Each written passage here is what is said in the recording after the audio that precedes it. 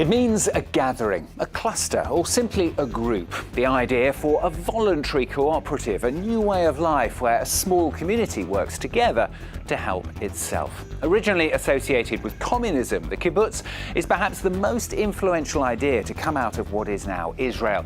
The first kibbutz, Degania Aleph, was established in 1910. 10 men and 2 women, the workers calling it an independent settlement of Jewish workers in the national homeland. The idea to build a community dedicated to equality, including equality of the sexes, secularism and to Zionism in a non-competitive environment. The idea was a success and it quickly spread, giving birth to the entire kibbutz movement in 1927. The first kibbutzniks, or residents, mainly farm workers, not receiving any kind of wage, but also were not having to pay any kind of rent. The movement continued to grow. The kibbutzim built in strategic locations to defend the land for Jewish settlers as conflicts grew with the Palestinian people. The movement seen as one of the vital building blocks of the creation of the State of Israel. More than 70,000 people living on over 200 kibbutzim. Years of development are now in their full flowering. Over 80,000 people live and work in these agricultural communities where the ideals of a socialistic society are practiced. At Daphna, in the northern Galilee, the kibbutz society has been brought to fulfillment by the efforts of a superfamily of 700 people. The pioneers, immigrants from all over the world, and the sabras, children born in Israel, have established a successful farm community. Shared ownership, the dignity of work, and absolute equality have created a new man, the kibbutznik.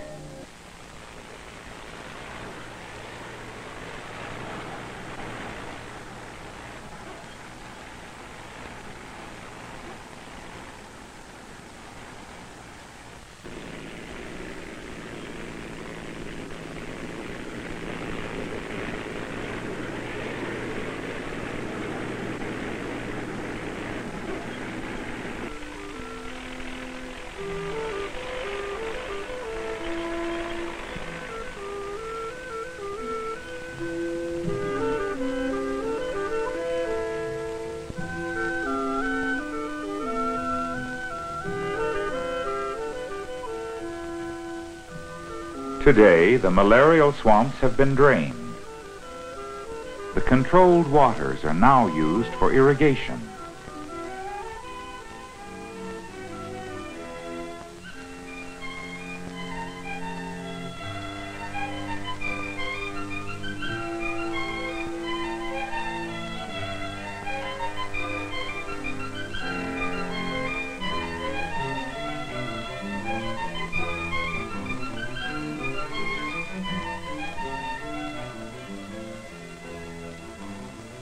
And for fish ponds, where carp are raised. 3 months from seeding to harvest,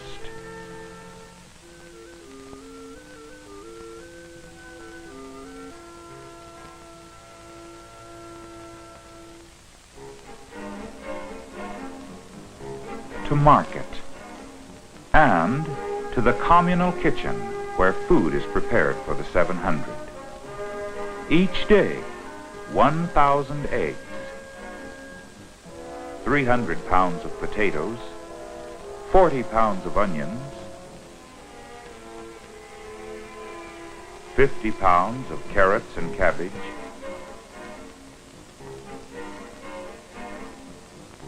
150 pounds of meat,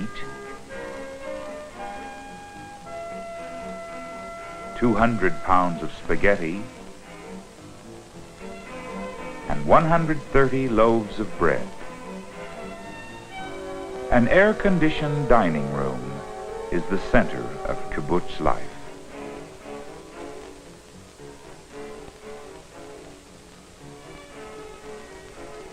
Everyone takes a turn at waiting on table.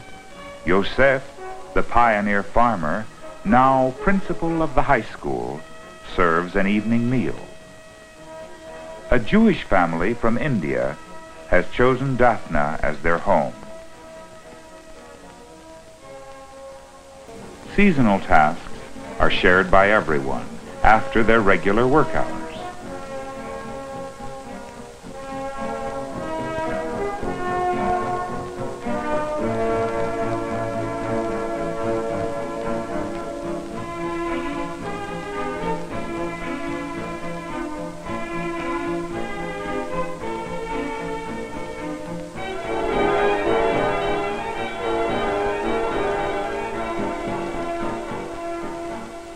Each contributes according to his ability, not for individual gain, but for the welfare of all.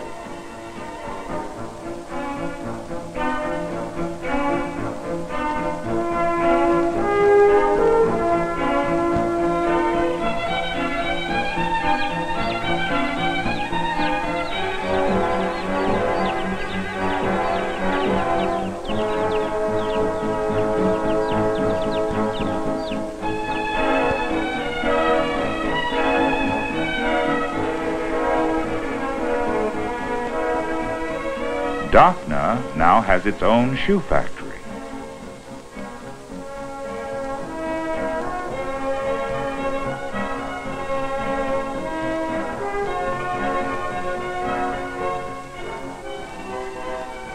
Those unable to do heavy work in the fields may still contribute to the general prosperity.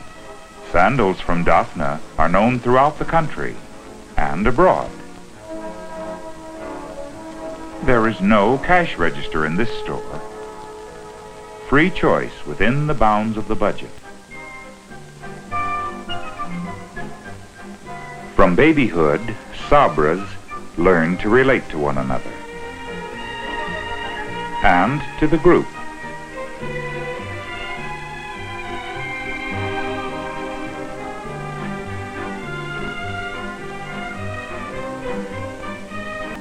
Every evening in their own house, a communal bath.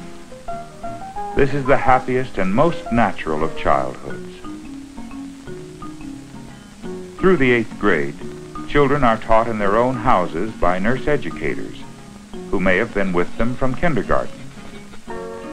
The sabras grow up together as brothers and sisters. A student committee arranges work hours to fit the kibbutz need and the busy schedule of the individual. So what has changed? Well, some would say everything. As Israel became more capitalist, the communities followed suit. The original principles gradually eroded. In 1985, Israel's economic crisis led to measures to combat hyperinflation, which bankrupted many kibbutzim. Nowadays, many have been privatized, morphing into holiday retreats or even eco-villages, the new way, perhaps, for them to survive. Survive, though, they do. Still around 270 in various forms, keeping the movement alive.